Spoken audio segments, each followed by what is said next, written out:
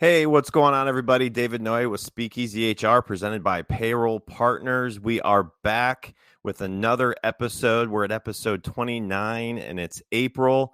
Crazy how fast this year is going, but I have an awesome guest with me today. We're going to get into the world of recruiting and hiring and all the stuff that goes along with that, because that's still a hot topic with everything else going on in the workplace. So Katherine McCord, welcome to Speakeasy HR. Thank you so much for having me. I have been very excited about doing this show with you today. Yeah, I have connected with you through a mutual connection, and just like a lot of the guests that I have had and some coming up, it's kind of a network connection from another connection. And so you and I didn't really know each other a whole lot until we connected recently, and I said, I'd love for you to come on, and what do you want to talk about? And so you had an awesome topic. And so I think a lot of people that will watch live will learn from you. Obviously, people listening on demand will also learn. But we are live on LinkedIn and YouTube. So if you are watching, please chime in, ask questions along the way. We'll get to them. But my name is David Noya. I started this podcast in July of 24, and it's been an absolute blast to have people on and just learn from every guest. So I've got a new blog out this week. If you go to SpeakEasyHR.com, it is all about patience. Everybody needs patience in their lives. So if you want to read that, it's a week word of the week blog.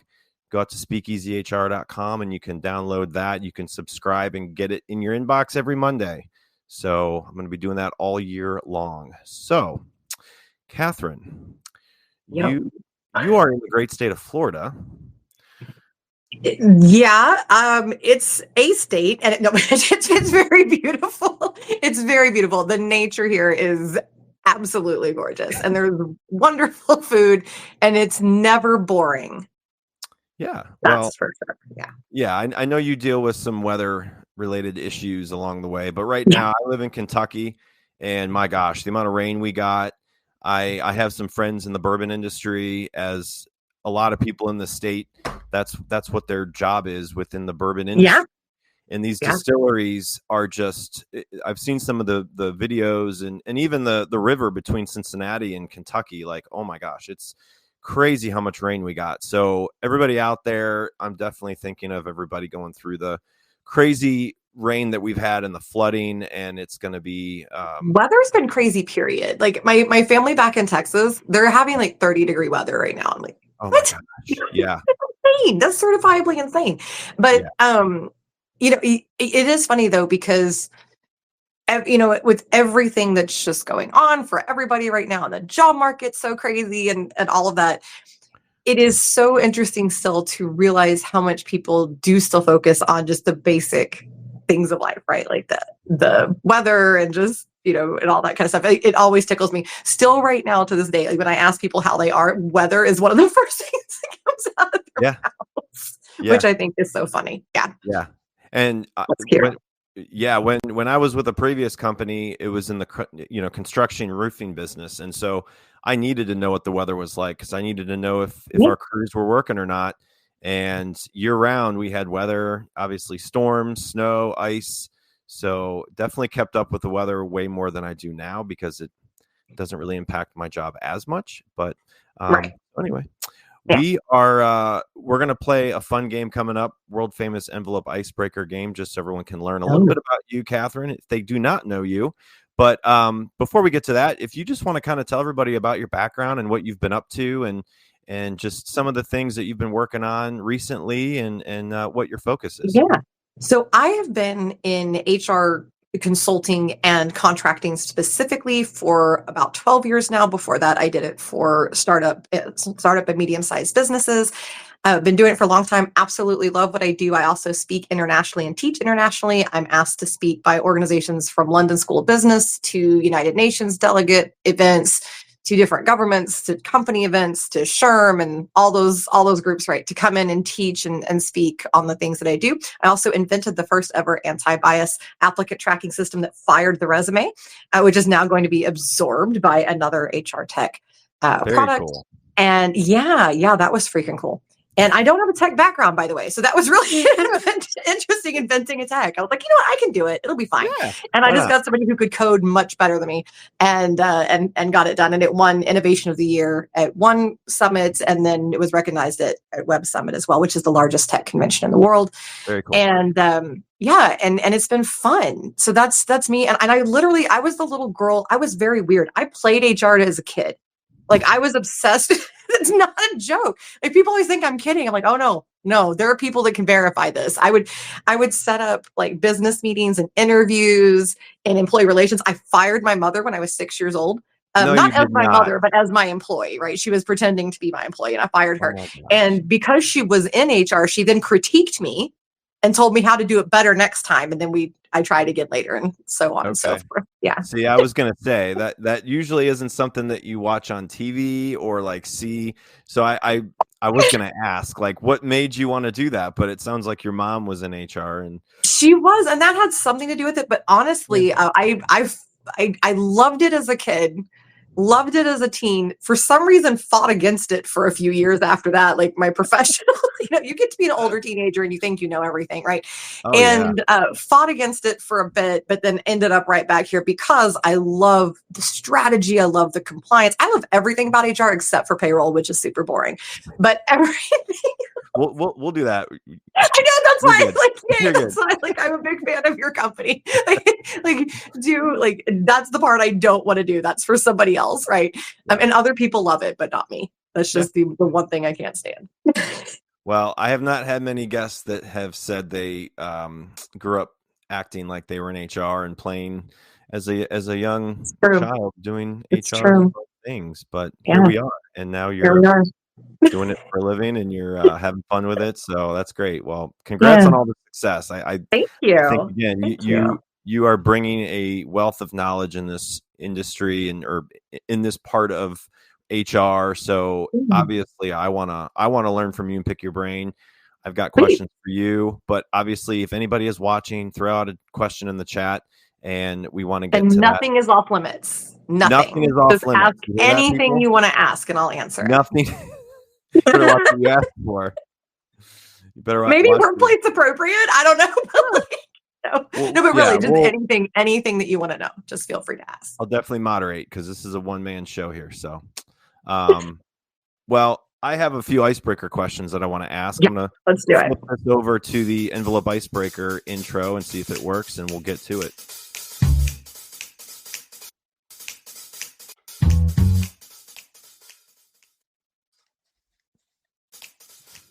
It worked too well. Sometimes I kind of did it. It did it. It's all right. All right. I've got just 15 envelopes, 1 through 15. Sorry, I can't move them around very well. I got it. I can see. If you have a number 1 through 15, what do you got? 8. What are you picking? 8. All right. Number 8.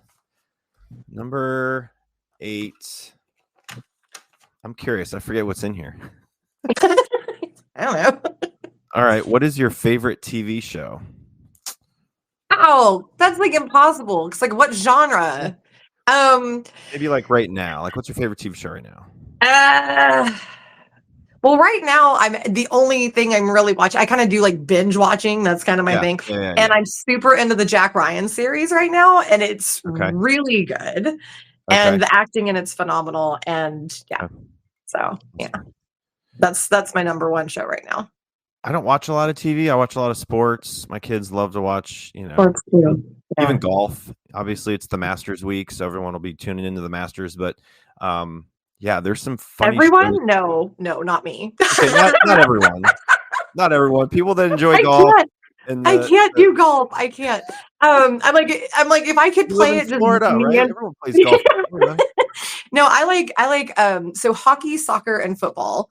Okay. And by the way, so since you just asked about TV shows, my favorite football TV show is called Peyton's Places, where Peyton Manning takes you around the country and teaches you about football based on location, and it's super cool.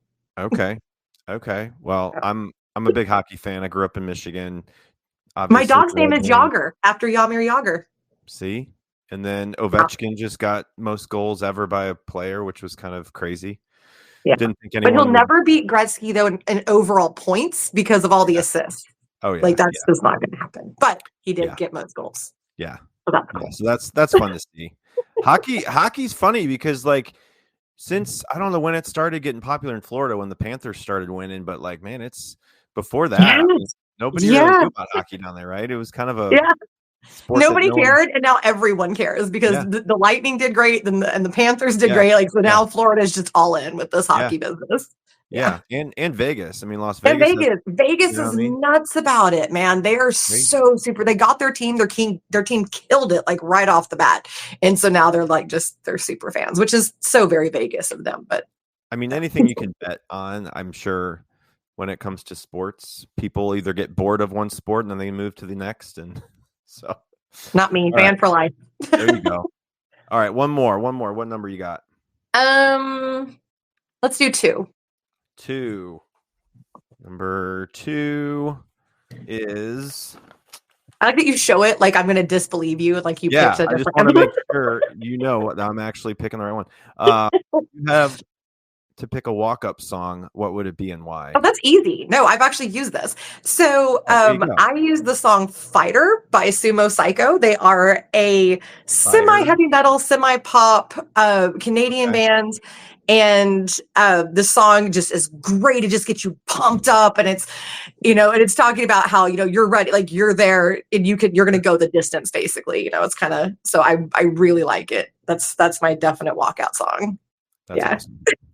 Well, if you haven't been to like a little league baseball game lately, the young kids have it now. Like it's crazy. Oh, God.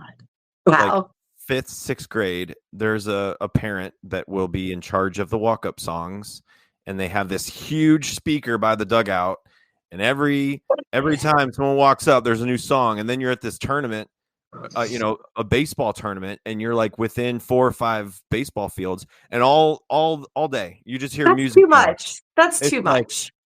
That's ridiculous. My son played a little bit, and now he's not playing baseball anymore. I don't miss it one bit, but I feel like I'm over it. It was too much. Parents that love it. It's like you have somebody dealing with the music, and then you got someone keeping track of the score online. There's an app that you have to keep track of every pitch and every strike and every out. So like you watching in Florida could watch the kids' game on this app, and it's like real-time scoring. So can we just talk about that? People need to relax. It's a way for kids to have fun. Like relax. It's yeah. We could do a whole nother episode on that. Whole other episode on that topic. Oh well. I just got this fun coffee mug with my Cute. logo on it. So I like it. Kind of stepping up the game. I actually have stuff. You got to be branded. You have to be. Yeah. I got this is actually this crazy octopus guy here. That's actually my mascot. Mascot? You got an octopus? Yeah. Yeah. Okay. Because he's my Kraken. There's a whole story behind that, but he's my Kraken because Okay. That's he's my Titan because my brand is Titan. So he's the Kraken. Got it. No, I love that. That's awesome. Well, before we get to your topic and everything we'll dive into, just a couple of words from our presenting sponsor, Payroll Partners, and then we'll get to it here. So I'll let you take a quick break for about 1 minute and 3 seconds, and then we'll jump into it. Finding a new employee takes time and money. For one position on a single job board, you could easily spend a minimum of $5 to $10 a day advertising a job post. It's worth noting that the average time it takes to hire a new employee is 36 days. However, it can take longer than that. You could find yourself paying hundreds of dollars a month for a single job board. And if you're using multiple job boards for multiple positions, this could add up to thousands of dollars a month. There is a much simpler and more affordable way of finding the right candidate. At Payroll Partners, we offer an applicant tracking system to help manage your hiring process. Our ATS is customizable, allowing you to decide which days you want to run the job and when to close it so you don't break the bank. And this feature lets you e-blast your network, posting jobs on multiple boards at once, all managed in one location. Payroll Partners, elevating your payroll and HR experience.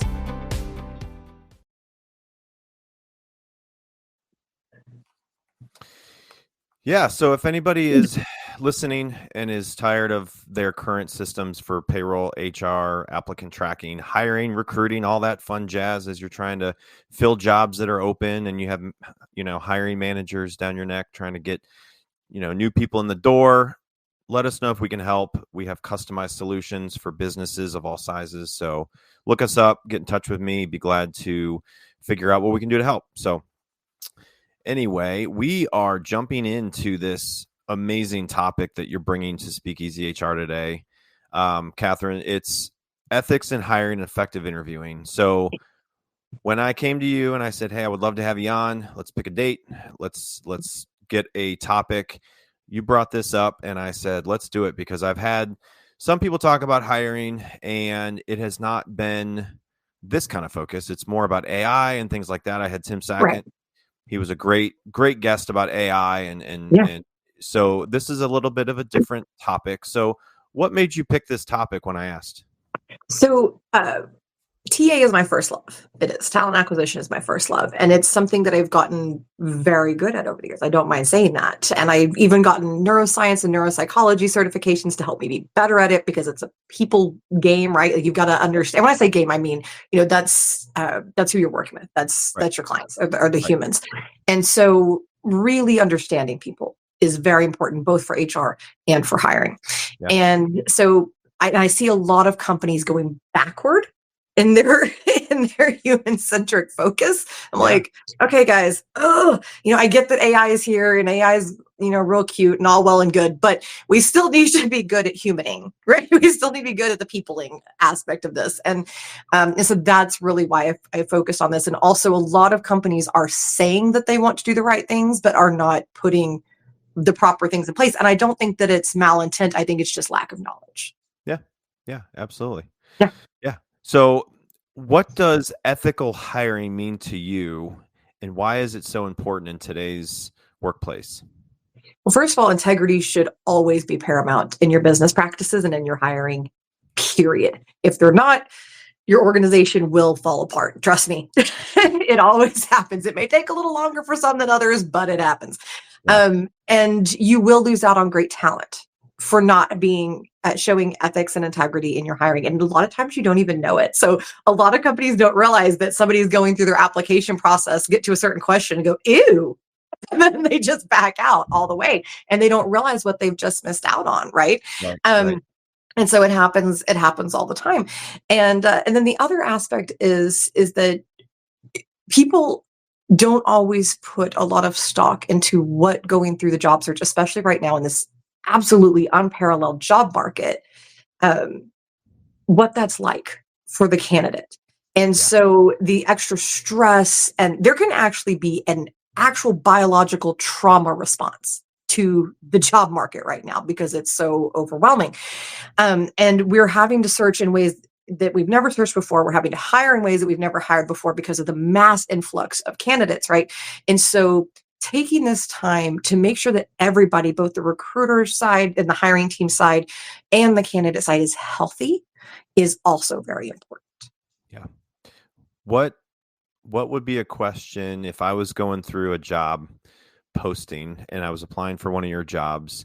What would be maybe a couple of questions that you've heard about that people are just like, oh, like I'm not a I've fan seen of some it. of them. So I get out there and I actually do the research. I'm like, all right, let's go through the job applications. Like, I want to see this. Yeah.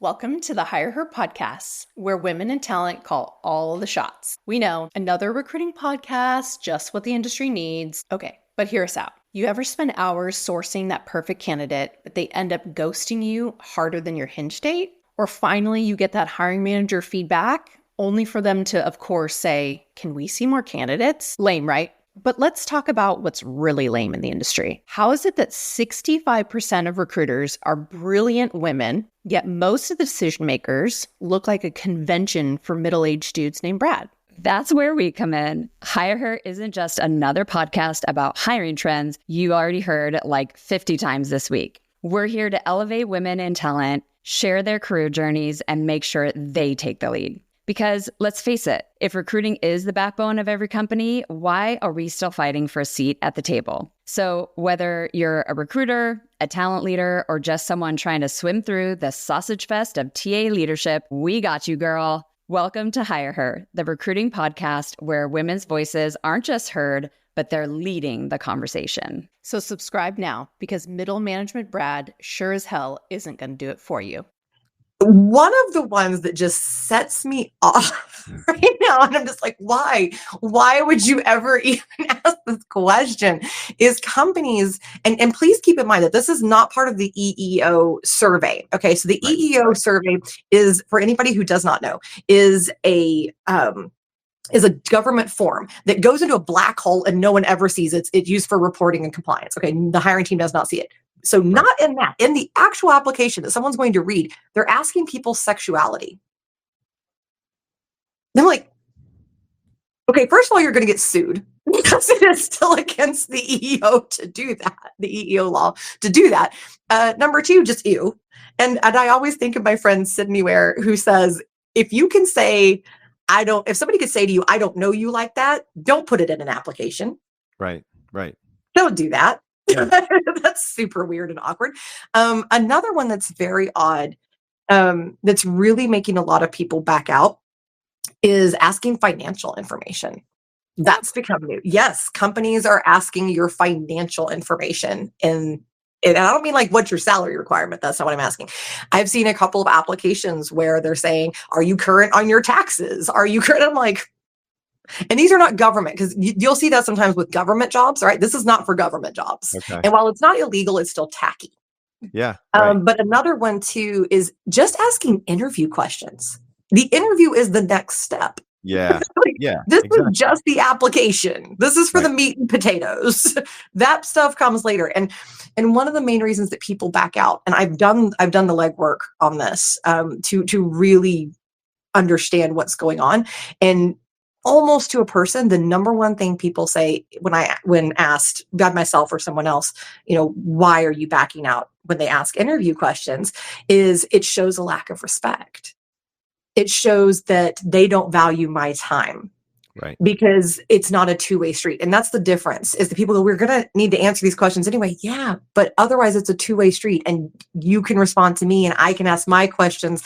And it just shows a lot more respect and a lot more of a collaborative mindset to wait for the interview. So one of the main things I'm telling companies right now is, please do not ask interview questions in the application.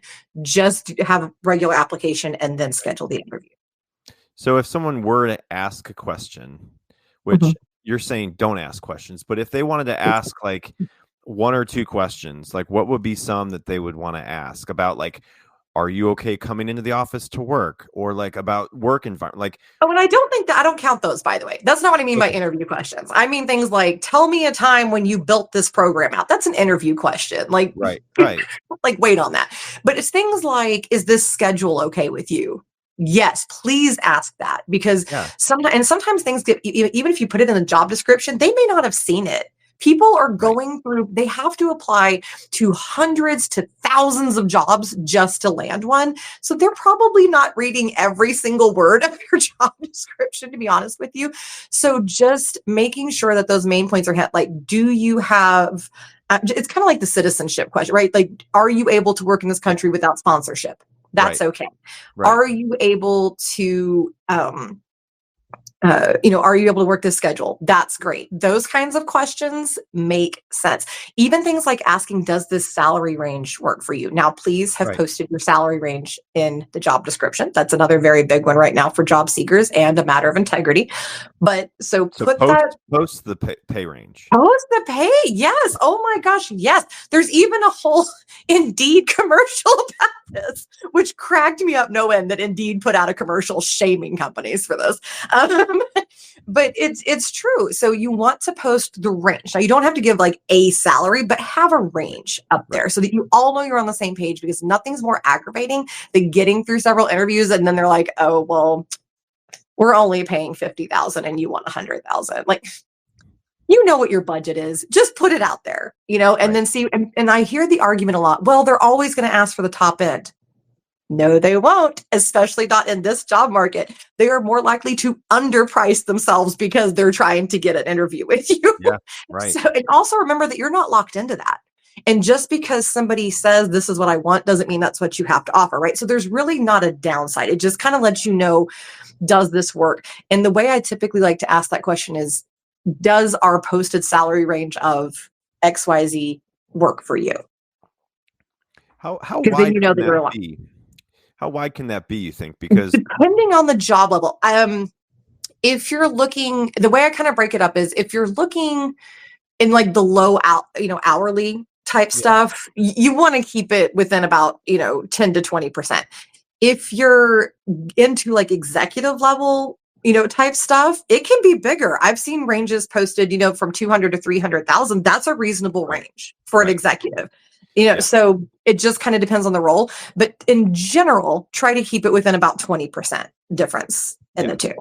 I think some companies are afraid because they know their current employees might look at that and be like, if it's like something different, and that it kind of gets them frustrated. You know what I have to say about that?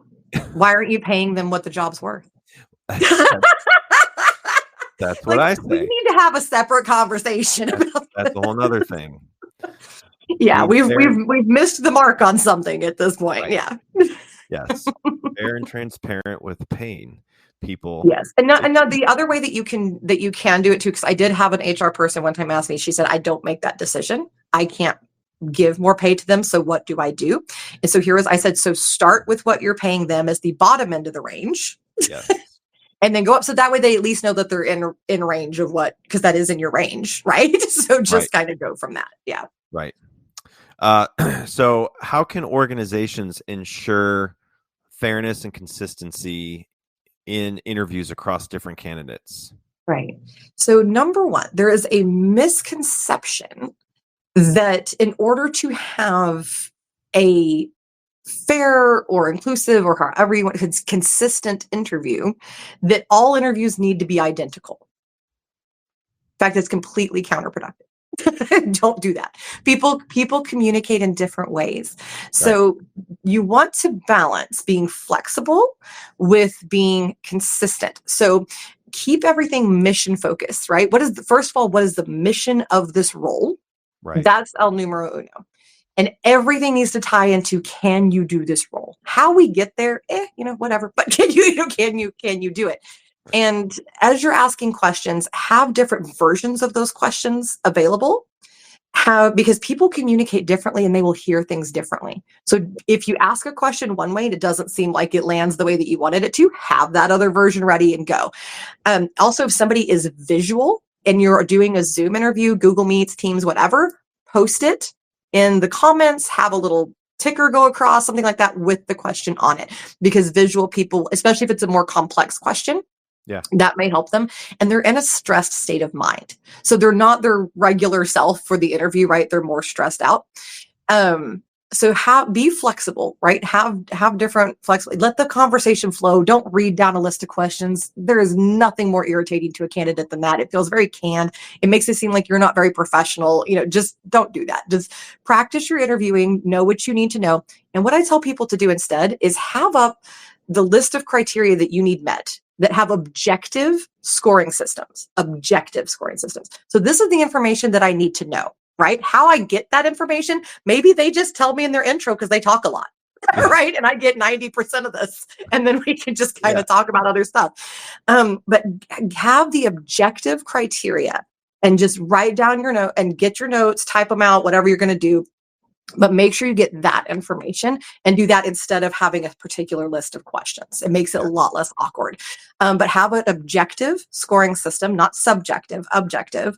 And then another very big one that I'm telling a lot of companies right now, because they're just really missing the boat, is, and they don't mean to again, is to start the interview by decompressing the candidate's stress. And this is more on the recruiter side, not so much the hiring team, by telling the candidate everything that they want to know about the role. I start every interview and at first I tell them the layout of the interview, and then I tell them all the things. I tell them about the team, the benefits, the pay, the projects, how this role came open, all the things that I think they might ask me. And then I say, are there any other questions? And sometimes they have them, but a lot of times they don't. And I've had countless candidates. I mean, I can't even tell you how many at this point go, thank you. Thank you for doing that. I feel so much calmer now. I'm ready for this interview. Yeah. It just decompresses them because they're sitting there trying to remember all these things that matter to them. Well, if you take those worries away, now they can just focus on what you're doing and they're set up for success. Yeah.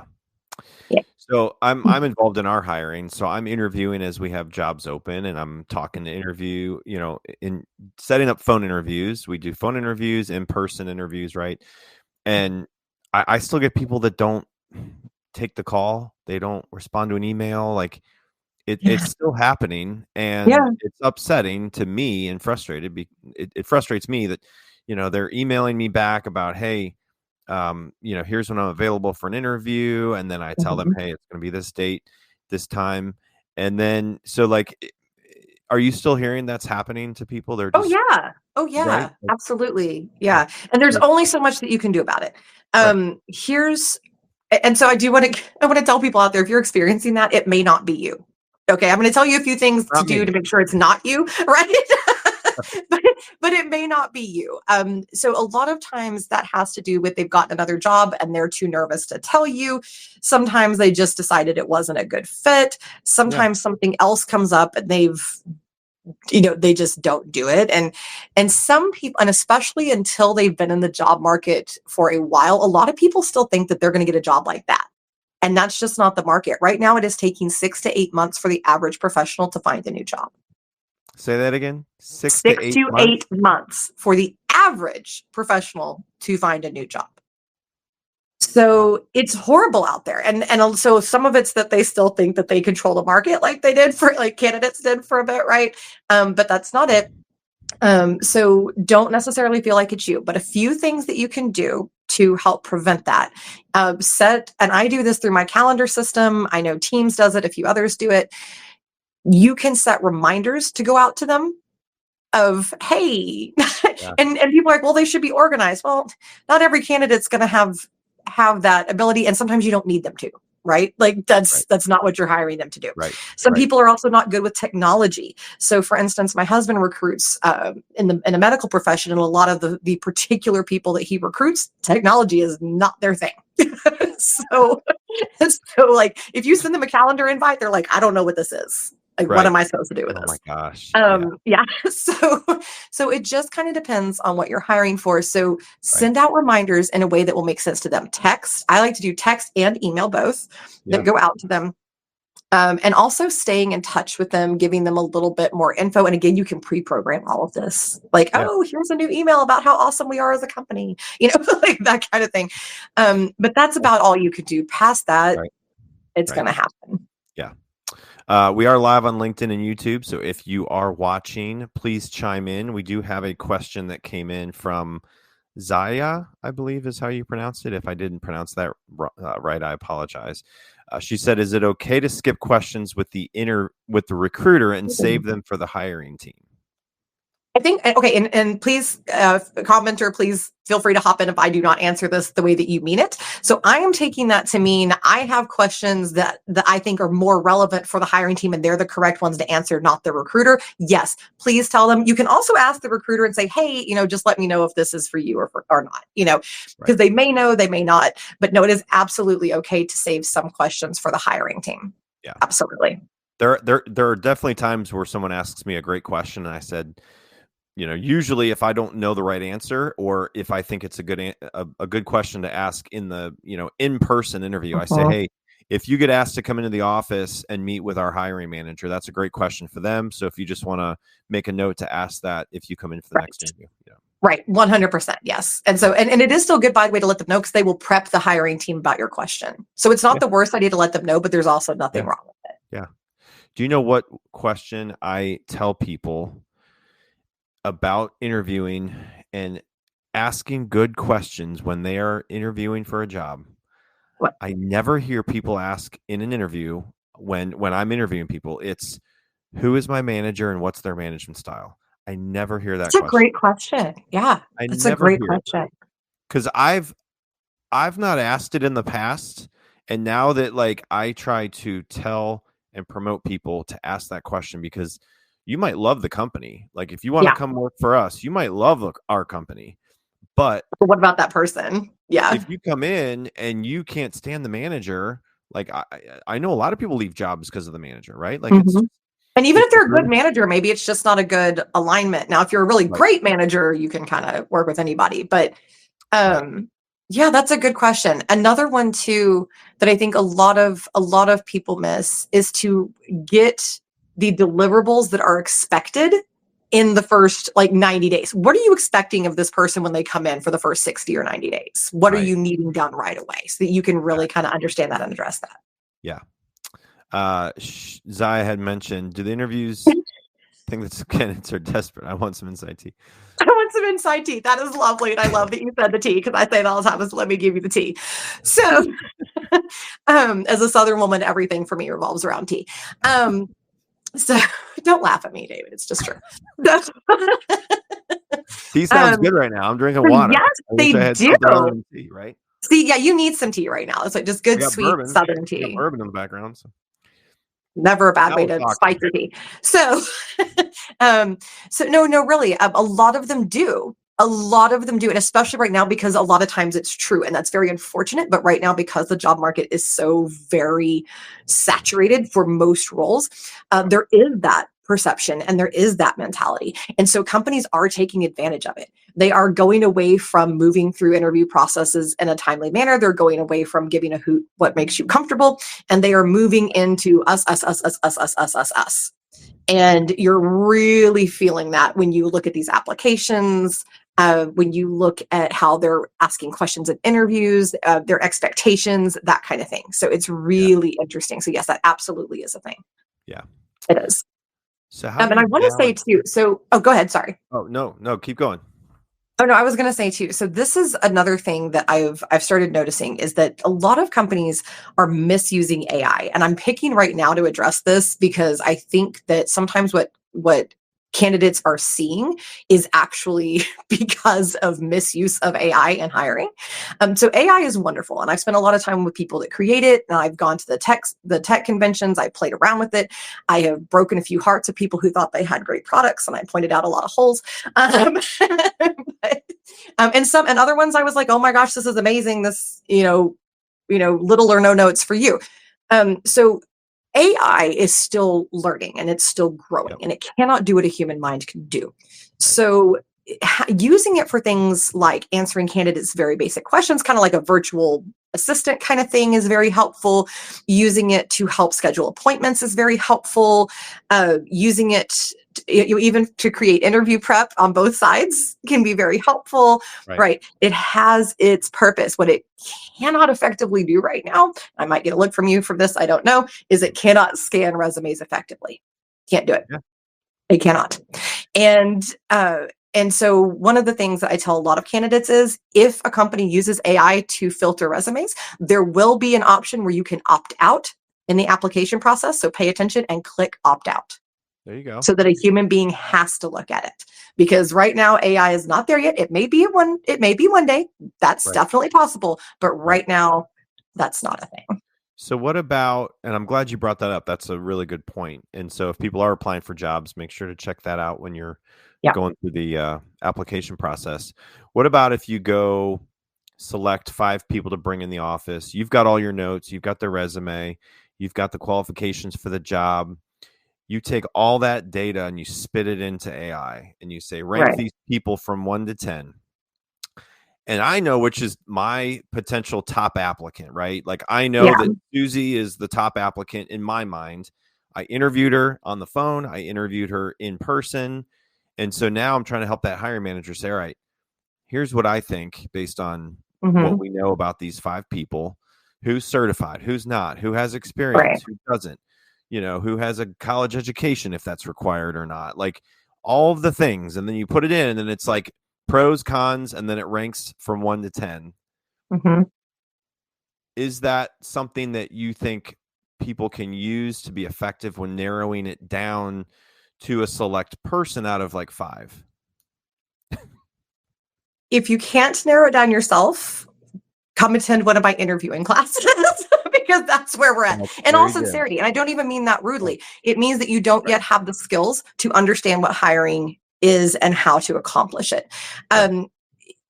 Now, I have seen people, so I'm going to backtrack a little bit. I have seen some people before they interview get 5 or 6, however many resumes, right? And put them in and have that help organize who has the most of the meat and potato qualifications. Right. That's helpful, right? Right. And especially depending on how your brain works, that may be a great way to line up some resumes. In other words, I already have selected them. I know this is who I want. Now just pull out who has what technologies, that kind of thing, right? Yeah. That it can be used for. But again, it can't detect the human element. And resumes are not a complete document. They don't have all the information, right? And even our notes won't have all the information. So really, well, maybe my notes. I live crazy notes, like for my hiring teams. They get like a whole submittal like spiel about it and lining them up to the criteria and all that. But it's not an effective way to find a human.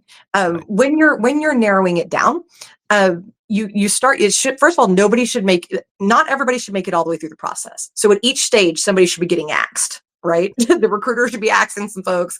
The first stage should be axing, and then by the time we get to last one, it should be down to 1 or 2 people. And so you're really only making the choice between 1 or 2 people. Right. And so then, unless of course you have multiple hires, then maybe you have more. But for one position, 1 or 2 people, and then it's just you stop. And I always bring them back to the mission, and I say, "What is the mission of this role?" And they say it back to me because we would have established that before we started. I said, "Now, who can best complete that mission?" And they always got it. When I put it back to them that way about the mission, they always know who it is. And I'm like, "There you go. All right, now we have our hire." There you go. That's it. That's great. So from your experience, what are some best practices for creating an ethical and inclusive interview process that we have brought up already? And I like to clarify what I mean when I say inclusion, right? So inclusion is for everybody, right? So there's no like this group over this group. It's for literally everyone. And an inclusive hiring process just means that it is going to be practical for everyone and how their different learning style and their different communication style functions. Okay. That's it. Very simple. And everyone benefits from this. So creating that process, first of all, mission alignment is key. Create the mission of that position, and then everything else just kind of falls into place and everything comes back to that mission. Yeah. So start with that. Then you want to be flexible. Again, having things like multiple questions, different interview styles. So when people book an appointment with me, you'll always see that there's different styles. Like, do you want phone? Do you want Zoom? Do you want a Google Meets? Whatever the technology is that is most convenient for them. Because again, I'm in the position of, I have my job. I'm trying to make this other person feel comfortable, right? And so I want to make sure that they're set up for success. And as a recruiter, especially, that's our job, is to set them up for success, right? And so having those flexible options, make accommodations standard options. This is actually great across HR and the whole company anyway, but I do it even for interviewing. And so there's a list of things that I offer, such as I do camera off meetings. I'll have on captions so that they can read what I'm saying. And even just things like note takers, that type of thing. Here are some different things that I offer. And here's a fill in the blank. Just let me know whatever's going to make you comfortable. Right. Yeah. And people tell me all different kinds of things, and they'll say, just think nothing, but thank you so much for asking. Right. But it makes people feel welcome. Right. It's just like if you're having someone over to your home, you're not just going to tell them what they're eating for dinner. What would you like me to make for dinner with you coming over? Right. It's kind of like that. How are we going to work this together? So have those what I call standard accommodations, and just kind of go from there, and remember to make promises and keep them. So it's Monday. I'm going to get you feedback by you're going to hear from me again by Thursday. And I never say I'm going to get you feedback by then, because we both know those hiring managers will just take forever, but you will hear from me by Thursday. And I have that reminder set on my calendar, email so-and-so, text so-and-so. and I contact them and I let them know so that they are never in the dark. Yeah. And so just, keeping that flow, keeping everything simple, and however they tell me they like their communication, that's how they get it. So if they want a phone call, if they want to text, if they want to email, I do my very best to honor those communication styles. So just be flexible. And I tell everybody, just think like a Southerner, just be welcoming, just be accommodating, right? I think Southerners are great. So I like, just be welcoming, be accommodating, and be thoughtful of the other person, and you'll knock it out every time. And aside from that, don't have 500 interviews, please, for things that don't require it. Like if you're hiring a C-level executive and you want to have 7 interviews, knock yourself out. Right. Anything else should not have 7 interviews. Like, that's not the same. Condense them, be practical, that kind of thing. But do be mindful of that process. So you're saying 6 to 8 months right now, it's taking people to find a job. What about filling a job? So if someone posts a job today, April 7th, 2025, are they filling them in 30 days mostly, or is it? They could. I will tell you, and to this day, I have seen nothing to contradict this. The vast majority of the time, and now in my personal experience, I can give you the exact number, which is 100%, but that's not true for everybody else. And when I run recruiting teams that had other people, our stats were at 92% for this. So I'm just going to use that stat. 92% of the time, in my experience, it is the hiring team, not the recruiting team, that's the issue with that. It's, I'm too busy to hire. So, Right. So as long as we're not doing that, because you'll get the applicants like that, and your recruiter should be doing active sourcing. Yep. Okay. My personal time to fill is 2.5 weeks or less. I just filled a rush job in literally 48 hours. That was an upper level IT position. Okay. So there is literally no excuse for your job to just be sitting open. There's so not. If anyone needs help with hiring, also reach out to Katherine. Katherine's got you. But in all sincerity, you can fill jobs within a couple of weeks if you have a good process. So have a good process and be committed. If your hiring team says, and one of the things I tell recruiters to do right off the bat is get their availability up front and or access to their calendar so that you can schedule the next interviews. Oh, yeah. Yep. So have that stuff planned, because if you have that, you can fill your jobs in a couple of weeks. There is absolutely no reason not to. Yeah, absolutely. So what are some risks, both legal and cultural, of cutting ethical corners during recruiting? So legal, you can get sued into oblivion. You can get fines. You can get government sanctions for certain things.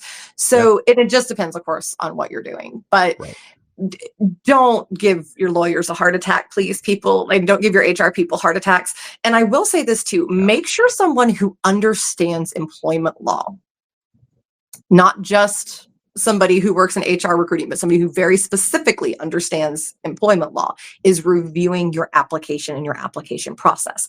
Because even just leaving a question on for one job that is not relevant can get you in a world of trouble. So for instance, I've been seeing jobs for professional, like operations and HR, that kind of thing, that say, do you have a valid driver's license? Well, that is not a requirement.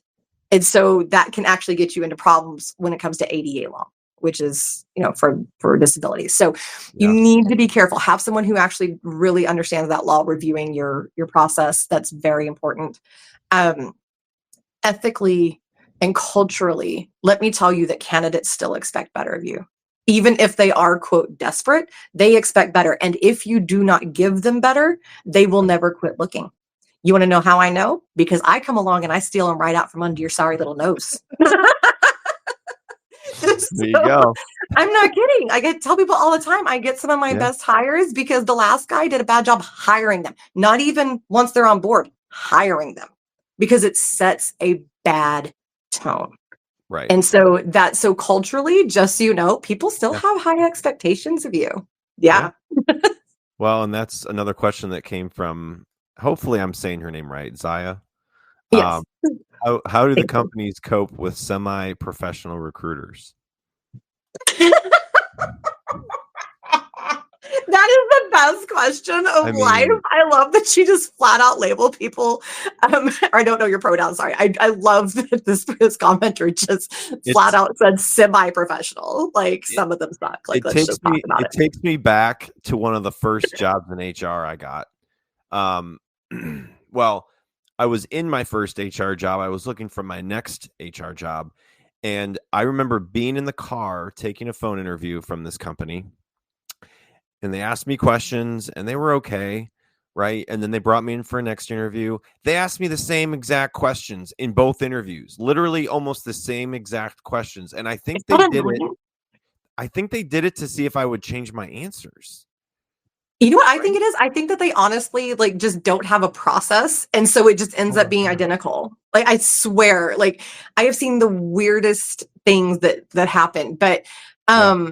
so semi-professional recruit. So first of all, yes, make sure that each stage of the interview process is different. Companies, each stage should have different questions, different process, get different information. Each, like I said, the hire process has a mission. Each interview should have a separate mission that is different from the last. Right. Semi-professional recruiters. I love that because nobody complains more about poor recruiting than me and people who don't take it seriously than me. And companies, what they should be doing is trying to train people, and if that doesn't work, firing them. That's what they should be doing. But because not everybody belongs in recruiting. It's just true. Just like with any other job, not everybody belongs in recruiting. Not Right. everybody will do it well. So that's what they should be doing. Other than that, though, they just knit and grit it. I see it all the time. These companies get these, especially in enterprise level. Now, not so much with your small to mids. They'll kind of call BS and be like, "No, I need somebody that'll actually do the job," because they're Yeah. not big enough to compensate for that. Yeah. But the enterprise level guys, they'll just truck along with that same person who's just not doing a very good job. And some of it is that they buy into whatever the excuse is of that person, sometimes it's that they don't know better, so but they'll just kind of keep trucking along and just not do anything to make it better. So what I'll tell you is, as a candidate, what you can do is to send feedback, not ugly feedback, but just to go, and nothing, I recommend not attacking the individual unless they did something particularly grievous, like maybe violating a law or something like that. Or if they ghost you, feel free to include that in your feedback. But otherwise, just keep it general. Like, hey, as a candidate, this was the process. And just so you know, this could make it better. Right. And just give that information so that the company has feedback, because a lot of candidates don't give feedback. You're just kind of left in the wind, even when you ask for it. So give that candidate or give that feedback, and not just to the recruiter, find another avenue as well to HR and that type of thing to give feedback to them. Right. What I find comical, and this is just from my experience, is that when you're interviewing somebody and it's more of an HR job, right? Mhm. Like, they know how to interview. They do it for a job, but they're so bad at it. Like, it's unbelievable. I'm just like, I get off a phone interview and I'm just like, wow, I wonder what they're like on the other side. Like, how do they interview people at their job? Because they're trying to leave the company that they're at in an HR job that does recruiting, and then they're coming to me and they're trying to come and work for us, and I'm interviewing them. I'm like, What is this? This is you so are weird. not a good interviewer, like, at all. It's so interesting to me. I'm It just like, is. you didn't have good questions to ask me. You didn't have, like, Yeah. I know when people are prepared and when they're not. And, like, Right. some of these people just, Right. it I will was tell kinda you, like, most of the recruiters that I have worked with under me, I brought in and I trained myself. And so they didn't have experience. And so I didn't yeah, expect them to be good at it. Right. The few that I brought in that did have experience, they were impressive. Now, maybe they weren't like the best interview, but I could tell they knew their stuff. Right. Like that we had a good conversation. And when I'm interviewing a recruiter, that's all it is a conversation, because I'm going to know real quick, right. real quick if I can work with you. But I always tell people too, that brings up another good point. Stop expecting people to be good at interviewing, please. That is not what you're hiring them to do, unless you're hiring them to be an HR recruiting. That is not their job. Here are the three categories of people that I want to be good at interviewing. Okay. HR should be at least okay at it. Like, you should be at least passable. Right. Recruiters, you should be at least passable. Like, if you're leaving me with a lot of questions, that's probably not the best thing. Sales guys or sales folks, should be good at interviewing, okay? Because it's sales. And if you can't sell yourself, I'm not buying that you can sell anything else, right? So now there are different types of salespeople, right? So the interview could look different. I don't need everybody to be a shark type sales guy, right? But you should be selling yourself to me. So those are the only 3 people. Outside of that, who cares if they're good at interviewing? I don't care if you can write a resume. It needs to be, basically okay, right? But it doesn't need to be great. And I don't care if you're good at interviewing, because that's not what I'm hiring you to do. Yeah. I'm hiring you to do the thing. And that kind of leads me back to, again, have a conversation as your interview and talk to them about what they're good at and the things, and let them lead it, because that will set them up for success. Because if I'm sitting here asking all the things I think that you should know, but that's not my expertise. Right. And that's not what matters. It's not how do you carry on this conversation. It's can you do this job? Right. Yeah. Oh. Yeah. Like let's focus on the thing, right? I will not tell you how many hiring managers have said, I can't hire them. They weren't a good interview. I said, who cares? Can they do the job? Like what? Right. My all-time favorite was, there was an accountant, and they were like, they weren't great at interviewing. And yet this is one of the best accountants in the business. Can you just... Gosh, I know. Yeah. And that leads me to the next question, because it's talking about finding the right fit. So culturally, you're trying to find the right fit. You've got really good resumes on paper. They're great. They have good experience, certifications, all that, but when it comes to finding the right fit, and your company culture, and you're trying to really pick the right person, obviously they have to come across with the right personality and the right demeanor, and you might get a red flag or two through that conversation. So, how do you balance finding that right fit, for your company's culture, and trying not to from a bias and the ethical side, how do you, what would you suggest companies do in those situations? So number one is, because you mentioned the red flags, and I'm glad that you did. If you get a red flag, stop the process there. They're done. Because I promise you, if you find it there, it will pop up later. I cannot tell you again how many times I have said to somebody, I saw this red flag, you don't want this person, and they hire them and it blows up in their faces. I told you so. I told you so. Yeah, I told you. And I am that person. I will tell you I told you so. Yeah. So bluntly. So first of all, cut that off.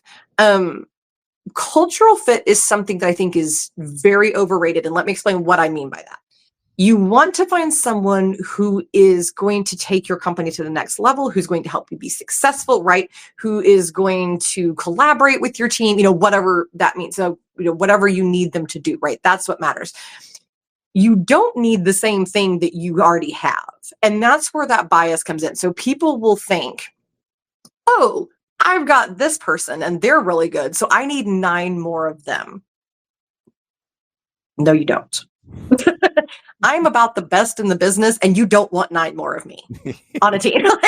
And that's not self-deprecation. It's just true. You need people with different styles, different ways of doing things. So what I tell people is, number one, don't look for a copy of what you've already got. Look for something else. What else does this person have, right? What different thing can they bring in that will fit into this puzzle? So think of it like that. Think of it like a puzzle. Every piece is shaped differently, and then they make the whole awesome, right? So you don't want this exact piece because it's not going to fit over here, right? So look for something different and focus on the objective criteria first, right? Here are the things that we need done. Can they do that? Look for those red flags, because you will get them. Yep. You will get them, especially when you get somebody like an HR and recruiting that has really honed that instinct. They will know. And then past that, look for something different. What is this person going to bring that nobody else has? Yeah. And so asking those kinds of questions about what excites you the most about your work? And, if you could do any project in this field, what would it be? That kind of stuff that really gets to know that human. Right. That's how you find that different. And you go, that one. Because people say these things to me, I need somebody who's collaborative. Yeah, most people will collaborate. I need somebody with good communication skills. Everybody can read and write. Stop. Right. What do you? Right. Yeah. And no human communicates the same way as another one. So just drop that. So, look for that different thing. Look for that thing that you go, that magic. That's what I need. That's what I want. Yeah. Yeah. So that leads me to my final question. What is your favorite question to ask when you're being interviewed by the company? Mm. And then what is your favorite question to ask a candidate? Mm. Maybe you've already mentioned it because you said just a couple. No, You already said it. But you're fine. You're fine. My favorite question to ask a company is, what does integrity look like to you? And second part of that is, how do you live your missions or your values every day? Here are the values it says on your website. How do you live those every single day in your company? What does that look like? Because the values tells you a lot. Like, did they just slap that up there because that sounded good? Or are they actually doing things to make sure that they're aligning with those values? So ask that question. Love it. And I like to be challenged as an interviewer. And I mean, that's what a great candidate will do for me, is they will challenge me for certain types of roles. Like, I'll say something and get that I think will get an argumentative type response, right? And I want to see what they're doing, what they do with it. And I don't say anything rude, right? Just something that they can have a contrary opinion to. Yeah. And I want to see them engage, and I want to see how they push back, right?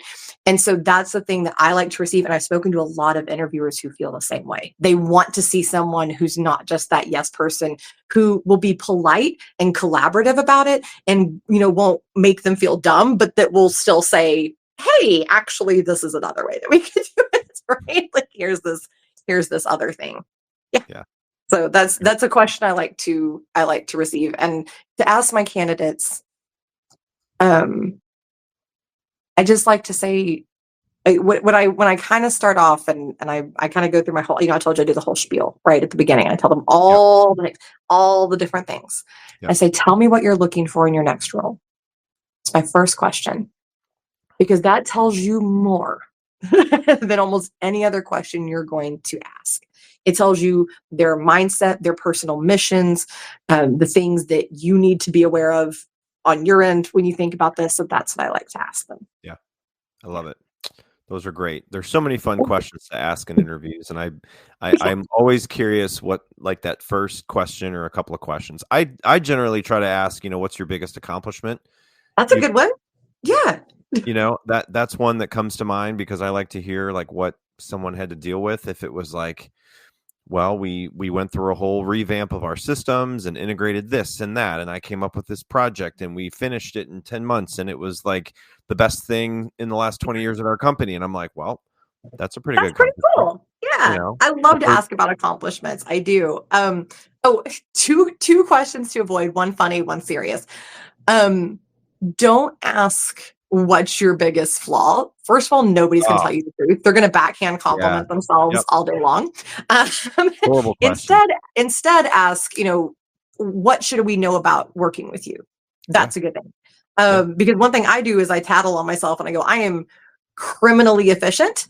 And that sounds like I'm backhand complimenting myself. But what I'm telling you is I can actually be working so fast that I fly past people. So I accommodate myself by setting reminders that say, check in with your team, make sure you're still going the same pace, and that kind of thing. I said, so just be aware that you will get random questions like, hey, this is where I'm at, where are you on this? Like, so that we're staying in alignment. And some people like that, some people don't. And I also have unwavering integrity. And I tell people my integrity is not for sale. So if you're looking for someone who will bend their ethics, I'm not it. And I'm very flexible, and I will find solutions for you left and right. Even if you're doing something without integrity, I will find you a solution to fix the problem, but don't expect me to bend my integrity. And then a funny question that please don't ask, and I've seen this asked twice in interviews. Don't ask people idiotic questions like, would you rather be in the Navy or a pirate? Yeah. Don't do that. Yeah. Don't do that. Hold on. Unless you're working for like a Ren Fair, or something like that. If you're hiring for Ren Fair, you can ask questions like that, okay? But otherwise, what about like, if you were an animal, what would you be? Do you like that question? No, me neither. No, it makes me very irritated. I almost am like, why are you asking me that? Like, what value am I going to give you to say, oh, I'm like a cheetah, or like I'm, Yeah, you what is know, it even? And there could be a million different reasons they could answer that. Like, P.S. why I do not like those personality tests. I'm like, first of all, I've broken most of them, like, because my brain apparently just works so differently that I literally most of the time will get the response that goes, "That can't be correct. You need to take this again." And I'm like, but like, I did my best. But a lot of the questions in it are not designed for people who think non-typically, right? It's like, so it's designed for typical humans and how a typical brain works. But if you do not think typically, again, you'll break it, right? So I always tell people, like, don't ask those kinds of questions, and don't, if you're looking for certain characteristics, if you're looking for, like, check references, and like, especially like LinkedIn recommendations, stuff like that. Talk to them and get to know them, that kind of thing. But don't ask those kind of silly questions. It's insulting and it's irritating, and it serves no purpose, right? Don't ask things that don't matter. Yeah. Does that make sense? Yeah. So leaving with people, hopefully understanding more how to make their recruiting process better, more ethical, more consistent. Is there anything else that you'd give people from an, advice from a suggestion standpoint, just as you're going into the summer, people are getting out of college, people are trying to find their first job, what, Good luck. Good luck. No, in all sincerity, a couple of pieces of advice, and one of them is going to sound counterintuitive, but I promise that it works. And that one is target the jobs that most interest you, and target them specifically, and target them hard. And I'm not saying don't apply to anything else, but what I'm saying is pick a few that you're just really super excited about, and try to get connections on LinkedIn. Do apply the regular route. Go to anything networking if they're local to you where you can get in. If they're local to you, walk in the door and ask for that job. Seriously. And most companies, the HR is on site if they have an on-site presence. So go in and ask for HR and just walk back there and go talk to somebody, or ask to a manager, or ask to speak to a manager, whatever. But find those few and target them hard, even if it's virtually. Like I said, get on LinkedIn and things like that. Yeah. If you really want to stand out as a company or as a candidate, podcast. Be on podcasts, talking about yourself, talking about your mission, whether it's, again, organization or human, right? Talk about what makes you special. Be out there, let people see you. Plus, when you're applying to jobs and you can send links to podcasts that you've been on, like, hey, you want to see how good I am at this? Bam, here you go. Bam. That's impressive. Yeah. And then even on the company side, if you're on podcasts where your candidates would be paying attention, right? They're going to come to you. Right. Talk about your company, talk about the cool things. And by the way, we're hiring, man, we'd love to have you. Come check us out at blah, blah, blah, blah, blah. Right? It works. Yeah. I know, because I do this all the time, and I have my clients do this. It works. Yeah. No, it's such an interesting piece of the workforce right now, trying to hire people and really retain them. I had one more question and it slipped my mind. But shoot, what was it? It's okay. This is what happens. It happens. It's all that bourbon you got. I'm like, oh my gosh. Oh, here it is. Sending a thank you email or a handwritten thank you card. When you talk about standing out, like, I probably do 6 or 7 phone interviews and I get maybe one person to send me an email like, hey, it was great talking to you. I enjoyed our conversation. Mm-hmm. I really enjoyed hearing about the company. And it sounds like it would be a great fit for me. I look forward to hearing from you.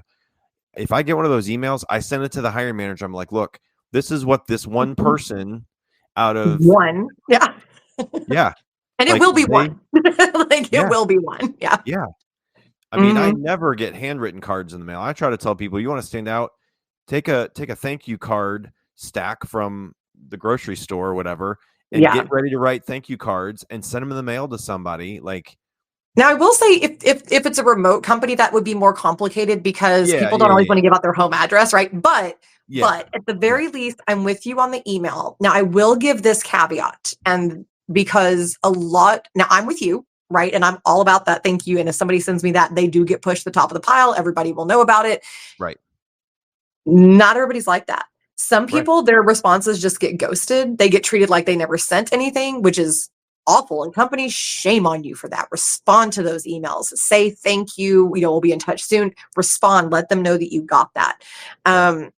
It's never polite to just ghost somebody ever on either side.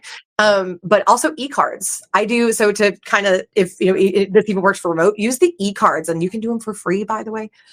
So send out e-cards to say thank you. Also, if you're trying to get a job and you just want to get the attention of the recruiter to even get the interview, send them an e-card that says, Happy Easter from so-and-so. And, from your candidate, and don't make it about the job. Just, hope you're having a great day. Signed, your candidate hopeful. And then your name with a link to your resume at the bottom. There you go. It works. I had somebody say that they did that a long time ago, and I was like, that is flipping genius. That is so smart. And I've recommended that to other people, and they got traction off of it. So that is awesome. Yeah. Well, I wanted to pull this up. You have a book on Amazon. It's called The Obvious Solution You Never Heard of, Universal Workplace Design. So if you are a fan of Amazon and you are a fan of books and are looking for the it's a little tiny book. I did not write like a novel on this one. I just wanted to give like the basics and make it kind of like one of my talks, but in print. So it's only like 70 pages. It's not overwhelming. And it came out last summer, right? It came out last summer. Yeah, and it's really it sounds like me talking. So if you enjoyed this is kind of what it is. That's what it is. It's a lot of fun, and it teaches you how to implement universal design to your whole workplace and to your hiring, and how to be more effective and more human centric, and how to be more flexible and really retain your people. Like you were saying, it's hard to retain talent. Yeah. This will solve your problem. Yeah. There you go. So if you are listening, or if you're listening on demand in the future, look up this book by Katherine, The Obvious Solution You Never Heard of, and I'm sure it will help you in your current job of hiring. So, Katherine, this has been great. I really appreciate your time. It was really fun to pick your brain and go through those questions and hear your real life situations, and allow me to share some of my stories, and having some audience engagement is always fun, because those questions I didn't have written down, and so that always makes it even better. It does. It lets you know what people really need to know too. So that was perfect. Thank you. Yes. Well, I wish you all the best. Hopefully we'll keep in touch, and have a great spring, and we'll talk to you real soon, hopefully, and have a great rest of your day. You too. Bye. Thanks, everybody. Take care. We'll be on again next Monday, and take care, everybody.